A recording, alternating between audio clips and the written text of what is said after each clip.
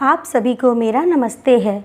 मैं आप सबका हार्दिक स्वागत करती हूँ और आशा करती हूँ कि आप सभी लोग सुखी होंगे, स्वस्थ होंगे और प्रसन्न होंगे। आज मैं आप लोगों के लिए जो कहानी लेकर के आई हूँ उस कहानी का नाम है थाती और ये कहानी लिखी है सुभद्रा कुमारी चौहान जी ने। चलिए कहानी शुरू करते हैं। क्यों रोती हूँ? इसे नाहक पूछकर जले पर नमक ना छिड़को, ज़रा ठहरो, जी भरकर रो भी तो लेने दो। ना जाने कितने दिनों के बाद आज मुझे खुलकर रोने का अवसर मिला है।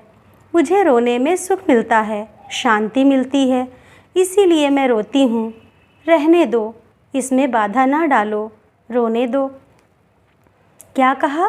किसके लिए रोती हूँ? आह, उसे सुनकर क्या करोगे? उससे तुम्हें कुछ लाभ ना होगा। पूछो ही ना तो अच्छा है। मेरी यह पीड़ा ही तो मेरी संपत्ति है, जिसे मैं बड़ी सावधानी से अपने हृदय में छिपाए हूँ। इतने पर भी सुनना ही चाहते हो तो लो कहती हूँ, किंतु देखो जो कहूँ वही सुनना और कुछ न पूछना।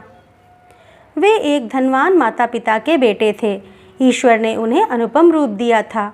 जैसा उनका कलेवर सुंदर था, उससे कहीं अधिक सुंदर था उनका हृदय। वे बड़े ही नेक, दयालु और उदार प्रकृति के पुरुष थे। गांव के बच्चे उन्हें देखते ही खुश हो जाते, बूढ़े आशीर्वाद की वर्षा करते। स्त्रियां उन्हें अपना सच्चा भाई और हितु समझती थीं और नौजवान उनके इशारे पर नाचते थे। तात्पर्य यह कि वे सभी के प्यारे थे और सभी पर उनका स्नेह था। मैं उन्हीं के गांव की बहू थी। मेरे पति वहीं प्राइमरी पाठशाला में मास्टर थे। घर में बूढ़ी सास थी, मेरे पति थे और मैं थी। महंगाई का ज़माना था। 28 रुपए में मुश्किल से गुजर होती थी।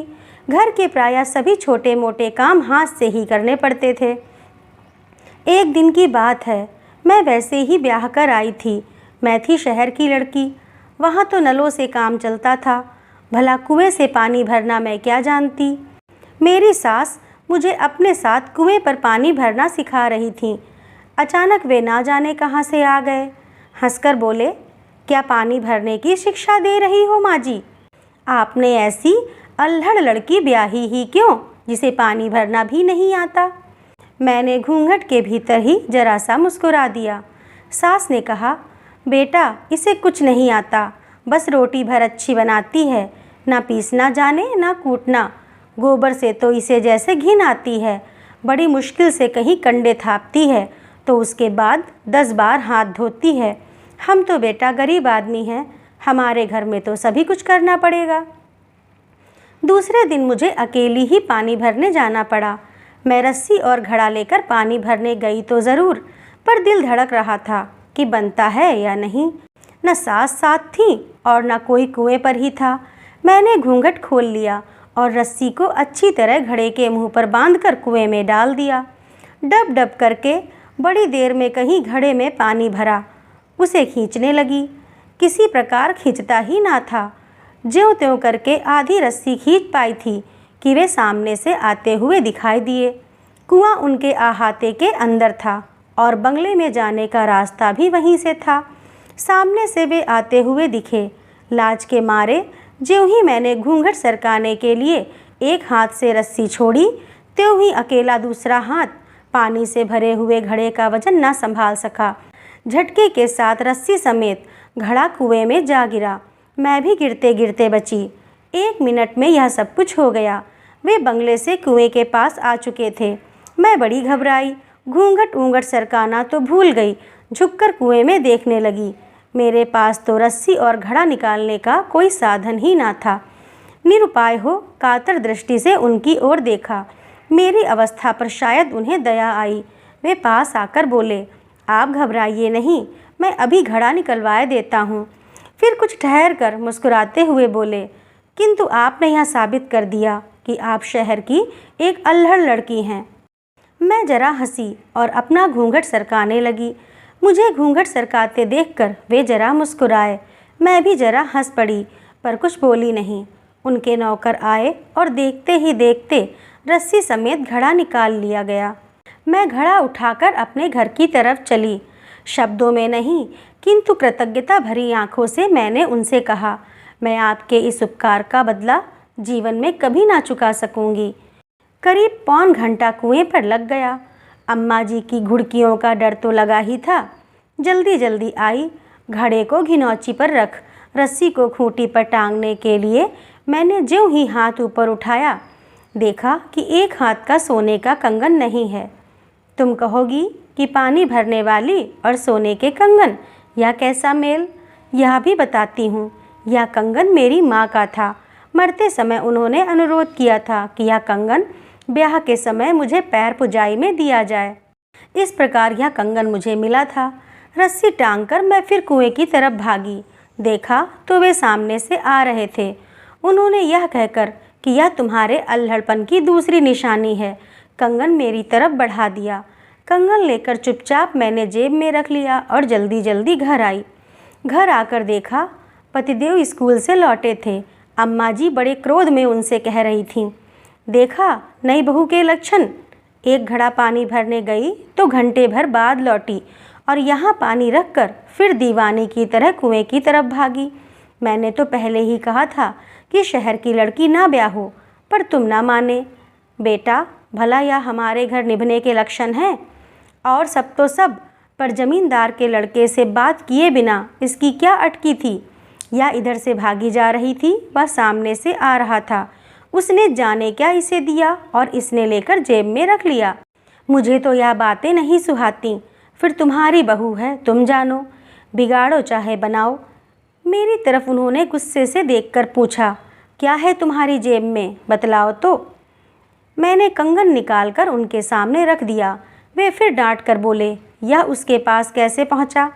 मैंने डरते डरते अपराधिनी की तरह आदि से लेकर अंत तक कुएं का सारा किस्सा उन्हें सुना दिया। इस पर अम्मा जी और पतिदेव दोनों ही की झिड़कियां मुझे सहनी पड़ीं। साथ ही ताकीद भी कर दी गई कि मैं अब उनसे कभी ना बोलूं। क्या पूछते हो? उनका नाम? हाय, रहने दो, मुझसे नाम ना पूछो। उनका नाम जुबान पर लाने का मुझे अधिकार ही क्या है? तुम्हें तो मेरी कहानी से मतलब है ना? हाँ, तो मैं क्या कह रही थी? मुझसे कहा गया कि मैं उनसे कभी ना बोलूं। यदि यह लोग फिर कभी मुझे उनसे बोलते देख लेंगे तो फिर मेरी कुशल नहीं। मैंने दीन भाव से कहा, मुझसे घर के सब काम करवा लो, परंतु कल से मैं पानी भरने ना जाऊंगी।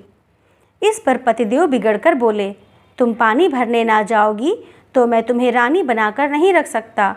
यहाँ तो जैसे हम कहेंगे वैसा करना पड़ेगा। उसके बाद क्या बतलाऊं कि क्या क्या हुआ।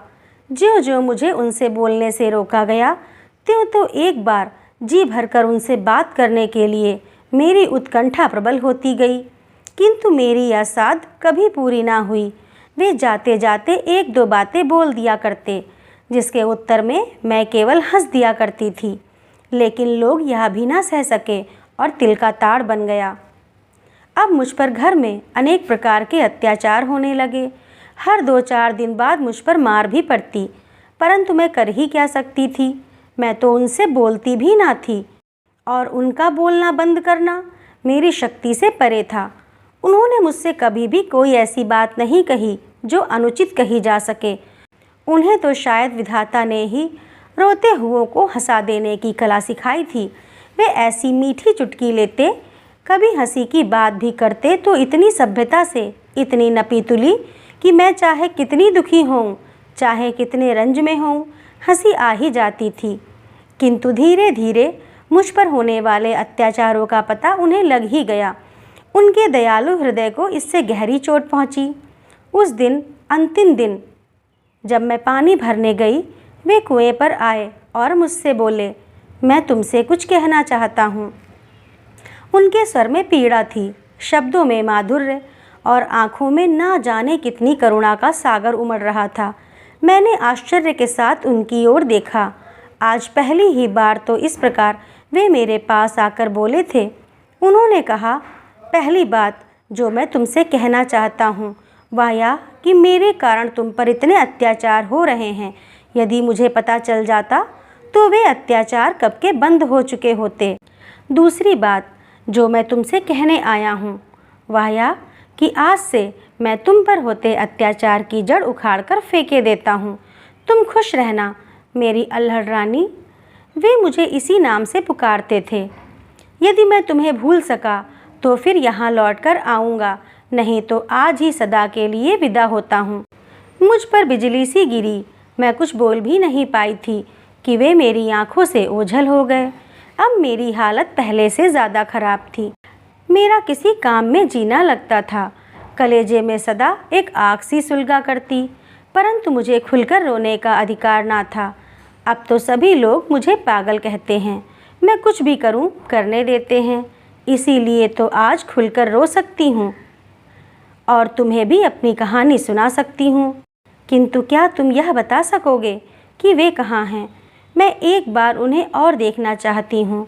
मेरी यह पीड़ा, मेरा यह उन्माद उन्हीं का दिया हुआ तो है। यदि कोई सहृदय उनका पता बता दे तो मैं उनकी थाती उन्हीं को सौंप दूँ। तो दोस्तों, कैसी लगी आप लोगों को यह कहानी?